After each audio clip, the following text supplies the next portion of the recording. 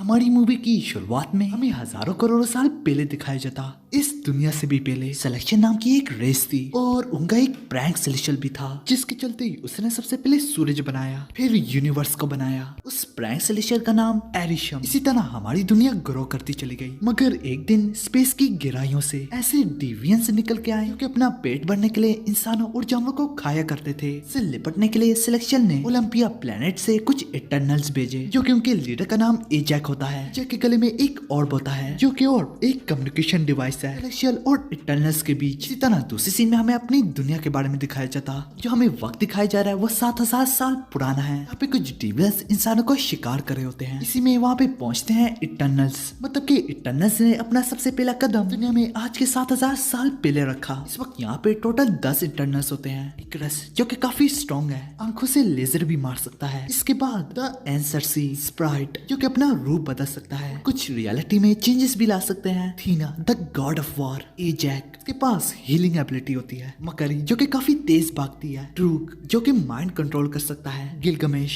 जो कि इंतहाई स्ट्रॉन्ग है। और फिर फास्टॉस जो कि सूरत हाल के मुताबिक काफी डिफरेंट डिवाइसेस बनाता है। किंगू जो कि उंगलियों से शूट कर सकता है। और बस इनका एक ही काम है, इंसानों को बचाना। फिर हमें प्रेजेंट में दिखाया जाता जो कि दुनिया में इस वक्त चल रहा है। फिर हमें सरसी के बारे में दिखाया जाता और वो मोबाइल से काफी प्यार करती होती। इसके चलते ही वो एक टीचर भी होती है। इसी तरह वो एक म्यूजियम में जाती है। इसे क्लास तक पहुंचने में काफी देर हो चुकी होती है, जिस पर उसका बॉयफ्रेंड डेन इसकी जगह की क्लास ले रहा होता है। सबके पास सरसी दोबारा से अपनी क्लास लेने लगती और वहाँ से डेन चला जाता। इस तरह से एक जोरदार झटका लगता। इसकी वजह से एक बड़ी सी घड़ी इसकी स्टूडेंट पे गिरने जा रही होती, मगर इसके चलते ही सरसी उस घड़ी को मिट्टी में बदल देती। थोड़ी देर में सब कुछ नॉर्मल हो जाता। उसी सीन में हमें एक पार्टी में दिखाया जाता जिसमें सरसी और डैंग के साथ स्प्राइट भी होती और आज डैंग की बर्थडे भी होती है, जिसपे सरसी डैंग की पुरानी फैमिली की रिंग गिफ्ट करती और कहती है ये तुम्हारे खानदान की विरासत है। डैन हैरान होता क्योंकि ये उसके खानदान की पुरानी रिंग होती और वो यही सोच रहा होता कि ये इसके पास क्या कर रही थी। लेकिन डैंग को पता होता है कि ये लोग यहाँ पे 7000 साल पहले के हैं। डैंग को यहाँ पे स्प्राइट से ये भी पता चला होता है कि इनके पास कोई जादुई ताकतें हैं। तो डीन उससे कहता है क्या तुम डॉक्टर स्ट्रेंज जैसी हो, क्योंकि उसके पास भी जादुई ताकतें हैं। इटर्नल्स कभी भी किसी इंसान को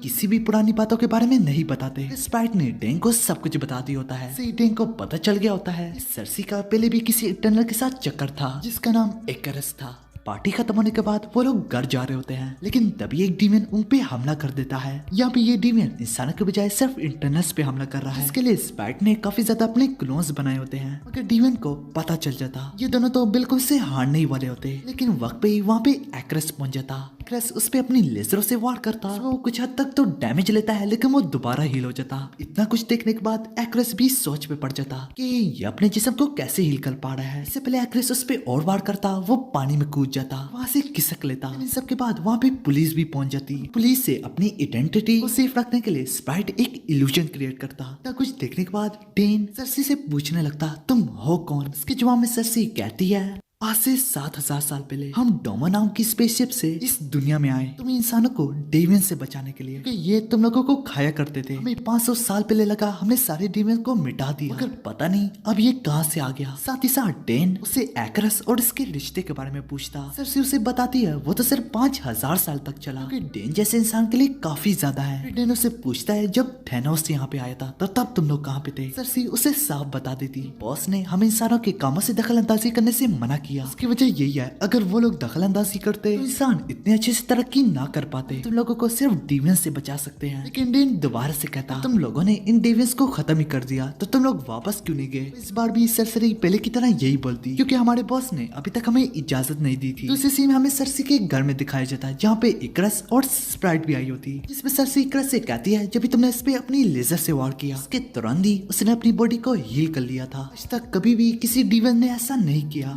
जाके एजे को इस बारे में बताना होगा। इसी तरह हमें एक फ्लैशबैक में दिखाया जाता आज से 500 साल पुराना बेबी लॉन सिटी। यहाँ पे कई सारे डिवियंस इंसानों का शिकार कर रहे होते हैं। इसके चलते ही वहाँ पे इटर्नल्स भी उन्हें रोकने के लिए आए होते हैं। वहाँ पे हमारे बहादुर हीरोज काफी बहादुरी से उनका सामना करते हैं, काफी अच्छे से हर एक को मारते जा रहे होते और इंसानों को बचाते जा रहे होते। सबके खात्मे के बाद जेक अपने बॉस से मतलब कि सिलेक्शन से बात करने लगती। जेक उसे कहती है हमने सारे डिवियंस को खत्म कर दिया, इस दुनिया में इंसान अच्छे से रह सकते हैं। आपकी ये बनाई बनाई हुई दुनिया काफी ज्यादा खूबसूरत है, इसमें जरूर कुछ खास है। एजेक उसे किसी चीज के बारे में सोचने पर मजबूर करना चाह रही होती है, मगर वो उसे अपने काम पे ही फोकस करने का कहता है। उनकी कन्वर्सेशन यहीं पे खत्म हो जाती है। दूसरे सीन में हमें दिखाया जाता है रात होती जिस पर स्प्राइट अपने इल्यूजन से लॉन्ग में लोगों को अपने कहानियां सुना रही होती है इटर्नल्स के बारे में, जबकि दूसरी ओर एजेक इकरस से कहती है पता है तुम सरसी के बारे में क्या सोचते हो, वैसे ये तुम्हारी जिंदगी है, इसमें मेरा कोई काम नहीं। इसी तरह इकरस और सरसी की मैरिज हो जाती। इसी तरह हमें वापस प्रेजेंट में दिखाया जाता सरसी एक्रेस और स्प्राइट एजेक के घर उससे मिलने आए होते, लेकिन वहाँ पे उसकी लाश पाते तबकि डेवियंस ने उस पे हमला कर दिया था, साथ ही साथ उसकी पावर को भी एब्जॉर्ब कर लिया। वजह से डेवियंस अपने आप को हील कर पा रहे थे। इसके चलते ही सरसी के जिस्म में एक ऑर्ब एंटर करता है जो कि पहले एजेक के जिस्म में होता था। इसी तरह कम्युनिकेशन के लिए वो भी पहुंच जाती है रिशम के सामने जो कि इनका बॉस है। रिशम बस उसे इतना ही कहता है अब वक्त आ गया है। इसी तरह ही उनकी कम्युनिकेशन एंड हो जाती। इसने जो कुछ भी सुना और देखा वो उनको बता देती। सुनती एक्रेस थोड़ा हैरान होता। इसी में वो कहता है एजेक के अलावा किसी से बात नहीं करता, इसका मतलब मामला वाकई में बहुत सीरियस है, हमें और टीम मेंबर्स को जमा करना होगा। इसी तरह दोबारा से हमें एक और 500 साल पहले एक सीन दिखाया जाता जहाँ बस हर तरफ तबाही देखने को मिल रही होती। इसमें कुछ अंग्रेज और कुछ मुगल शामिल थे। ये सब कुछ देख के ड्रू को काफी बुरा लग रहा होता है, तो वो अपनी पावर्स का इस्तेमाल करके इस वार को रोकना चाह रहा होता है, जो कि उसकी पावर माइंड मैनिपुलेशन, वो लोगों के माइंड्स को कंट्रोल कर सकता था। मगर एजेक उसे ऐसा करने से मना कर देती और वो कहती अगर तुमने दखल अंदाजी की तो इंसान पहले जैसे तरक्की नहीं कर पाएंगे। लेकिन इसके बावजूद भी ड्रूक अपनी मर्जी करने पे तुला होता तो इनके बीच में ही लड़ाई शुरू हो जाती, जिसके चलते ही ड्रूक उसे शांत करता। के बाद एजेक ये फैसला करती है क्या वो थीना की यादों को हमेशा के लिए मिटा देगी। तरह गिलगमेश उसे ऐसा करने से मना करता। वो कहता हमने कितने साल एक साथ गुजारे, इसकी जिम्मेदारी मैं लेता हूँ इस बार। तो एजेक कहती है हमने जरूर काफी साल एक साथ गुजारे, पर अब जो कि हमारे दिमाग अलग अलग सोचते हैं, यही वजह से अब हमारे रास्ते अलग हैं। जब हम आपस में दोबारा मिले तो मुझे जरूर बताना तुम लोगों ने क्या खोया और क्या पाया। इसी वजह से अब सारे इटर्नल्स अलग अलग रह रहे हैं। दूसरे सीन में दिखाया जाता है बाकी इटर्नल्स किंगो से मिलने आए होते हैं। क्रिस किंगो को बताता है अब वक्त आ गया है कि हम सारे इटर्नल्स दोबारा मिलके काम करें। साथ किंगो एक एक्टर भी है। अब वो लोग गिलगमेश से मिलने पहुंचते हैं। यहाँ पे थीना भी होती है, पर थीना थोड़े अलग से बिहेव कर रही होती है। डर होता है कहीं थीना उन पे ही हमला न कर दे। इसी तरह तीनों मिलके स्प्राइट के इल्यूजन से उसे यकीन दिलाते हैं कि वो उसके दोस्त हैं, जिस पर थीना को होश आ जाती। सीन में हमें दिखाया जाता है वो लोग मिलकर डिनर करे होते हैं, लेकिन इसके चलते ही वो लोग उन्हें एजेक की डेथ के बारे में बताते हैं और वो ये भी बताते हैं कि उसकी पावर भी एब्जॉर्ब हो चुकी है। इसी तरह सरसी बाहर निकल के एरिशम से बात करने लगती जिसने ये सारी कायनात बनाई। इसी दौरान एरिशम उसे एमरेंस के बारे में बताता है। एमिजन्स जो कि हर 7000 सालों में एक सेलेस्टियल किसी प्लेनेट से निकल के बाहर आता है। जैसे कि ये सेलेस्टियल एक बीज को किसी भी प्लेनेट में फेंकते हैं और उसको अपने एक्चुअल फॉर्म में आने में कई करीब 7000 साल लगते हैं। तो इसी तरह सेलेस्टियल भी तो कुछ खाते ही होंगे जिस पर उन्हें एनर्जी मिलती है लाइफ फॉर्म से। जैसे कि अगर कोई सेलेस्टियल कोई प्लेनेट बनाता है, जैसे जैसे वो प्लेनेट ग्रो अप होता है तो तब सेलेस्टियल बाहर आता है उन्हीं की रूह को चूसने के लिए। यही वाली बात आगे थोड़ी देर में ही बहुत अच्छे से समझ में आएगी। लेकिन पुराने वक्त में ड्रैगन्स वगैरह दूसरे लाइफ फॉर्म्स को खा रहे थे, तो उन्हें रोकने के लिए डिवियंस को बनाया। लेकिन डिवियंस में और ड्रैगन्स में ज्यादा कोई फर्क ना रहा, जिसके चलते ही सेलेस्टियल्स ने इटर्नल्स को बनाया इन सबको रोकने के लिए। इतने वक्त तक सरसी सेलेस्टियल को ही अपना मास्टर मानती थी, क्योंकि इतना कुछ सुनने के बाद सरसी को पता चल गया है कि मुख्तलिफ प्लेनेट में मुख्तलिफ इटर्नल्स अभी भी डिवियंस से मुकाबला कर जो कि उन इटर्नल्स को नहीं मालूम उनका इस्तेमाल किया जा रहा है। वक्त आने पे उनका प्लेनेट तबाह हो जाएगा, उसमें से एक सेलेस्टियल निकलेगा। वही सेलेस्टियल ने काफी रूहों को चूसा होगा इसी प्लेनेट की, तो वही प्लेनेट उनका खाना हुआ, जो कि उन्हें भूख लगने पे वो उन्हीं को खाते हैं। यहाँ पे सरसी अपनी पुरानी यादों को भी देख पाती है, जहाँ पे सेलेस्टियल्स के काम खत्म होने पे उनको दोबारा से सुला दिया करते थे जब तक उनके लिए कोई नया काम ना होता। दरअसल अब सरसी को सब कुछ पता चल जाता कि ये सेलेस्टियल काफी मतलबी है।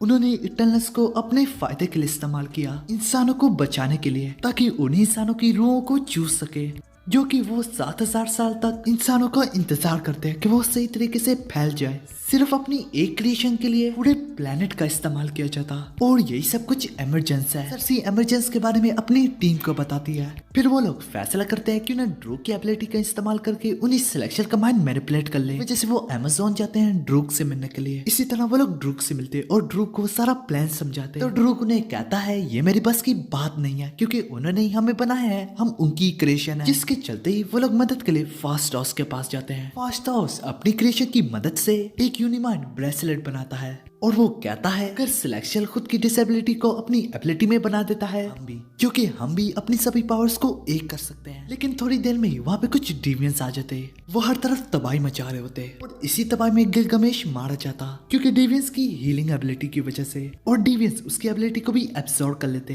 देखते ही देखते इसके बाद ह्यूमन जैसी बॉडी में ट्रांसफॉर्म हो जाता, जिसके चलते ही अब वो थीना के पीछे पड़ा होता। थीना उसका बड़ी जबरदस्त तरीके से सामना करती और उसे खत्म कर देती। इसी में यहाँ पे सभी लोग यूनिमाइंड का यूज करके एमेजेस को रोकने जा रहे होते हैं, लेकिन तभी वहाँ पे एक्रेस बहुत बड़ी गेम खेल लेता है ना। इसके रिलेटेड एक फ्लैशबैक भी है जो कि मैंने पीछे एक्सप्लेन भी किया है। ये जैक जो एरिशम को कह रही होती है तुम्हारी दुनिया बहुत खूबसूरत है, उसने ये सब कुछ इसलिए कहा था क्योंकि वो चाह रही थी कि एरिशम कोई बात पे फिक्र करे, कोई गौर करे, क्योंकि ये जैक को पता था कि उसने 7000 सालों में काफी दुनिया तोड़ी है, काफी प्लेनेट। मगर इस बार थोड़ा डिफरेंट हुआ, उसे इस धरती के लोगों से प्यार हो गया। यही वजह से एजेक ने एरिशम से कहा था कि तुम्हारी बनाई हुई दुनिया काफी खूबसूरत है। एजेक ने ये सब कुछ बातें इसलिए कही थी क्योंकि वो नहीं चाहती थी कि इसी प्लेनेट का इस्तेमाल करके एक और सिलेक्शन पैदा हो। वो ये सब कुछ रोकना चाहती थी, मतलब कि एजेक नहीं चाहती थी कि इस प्लेनेट पे भी एमरजेंसी वाला सिलसिला रिपीट हो, जैसे कि और प्लेनेट के साथ हुआ। जैसे कि मूवी के स्टार्ट में मैं एक्सप्लेन कर चुका हूँ, एरिशम का भी एक बॉस है। एरिशम अपने बॉस के लिए बेस्ट बनने के लिए अपने साथियों से ही धोखा कर लेता। इसके चलते ही स्पाइट को एरिशम से प्यार होता। इतना कुछ होने के बाद एटर्नल्स के बीच में दोबारा से लड़ाई पड़ जाती। वैसे भी 7000 साल बीत चुके हैं, अब एक नया सिलेक्शन पैदा होने को जा रहा है, लेकिन इसके बीच में इटर्नल्स के दरम्यान में काफी दमदार लड़ाई हो रही होती है, जो लड़ाई काफी देर तक चलती है। इसी तरह सरसी दोबारा से यूनिमाइंड का इस्तेमाल करने लगती क्योंकि ड्रूग ने तो माइंड मैनिपुलेशन करने से इनकार कर दिया होता और अपनी पावर मेटा मैनिपुलेशन की वजह से इस सिलेक्शन को पत्थर में बदल देती। यही वजह से ये पूरी दुनिया खत्म होने से बच जाती, जिसके चलते ही सारा कुछ नॉर्मल हो जाता और सारे लोग अपनी जिंदगी वापस जीने लगते। लेकिन इकरस ने जैसे कि अपने साथियों से धोखा किया होता और सरसी को भी मारने की कोशिश की होती, जिससे वो बेइंतहा मोहब्बत करता है। यही वजह से इकरस अपनी जान खुद ही ले लेता। इन सब के बाद सरसी दोबारा से स्प्राइट को भी माइंड मैनिपुलेशन से वापस इंसान में बदल देती ताकि वो इंसानों की तरह ही एक अपना सच्चा प्यार पाए। बाकी दूसरे इंटरनल्स तो मारे गए, स्प्राइट की अपनी पावर ही खुद खो गई। अब सिर्फ और सिर्फ 6 इंटरनल्स बचे हैं, जो कि वो 2-2 टीमें बना लेते, 3-3 बंदों की। इसी तरह उनमें से एक टीम ड्रूग, इटर्नल और थीना, ये पूरी की पूरी टीम दूसरे इंटरनल्स को खबरदार करने जा रहे होते, मतलब कि सिलेक्शन की असलियत के बारे में। मगर इतना कुछ होने के बावजूद भी एरिशम चुप तो नहीं बैठेगा। वार्ड पे तीनों अटेंडेंस को पकड़ लेता और वो कहता मैं तुम लोगों की मेमोरी चेक कर लूंगा कि सिलेक्शन की तो जिंदगी आम इंसानों से बहुत बढ़ के होती है, तुम लोगों ने इन्हें क्यों बचाया, और इसके बाद ही मैं डिसाइड करूंगा कि इस दुनिया के साथ क्या करना है। इससे पहले हमें कुछ नया देखने को मिलता, लेकिन हमारी मूवी यहीं पे खत्म हो जाती।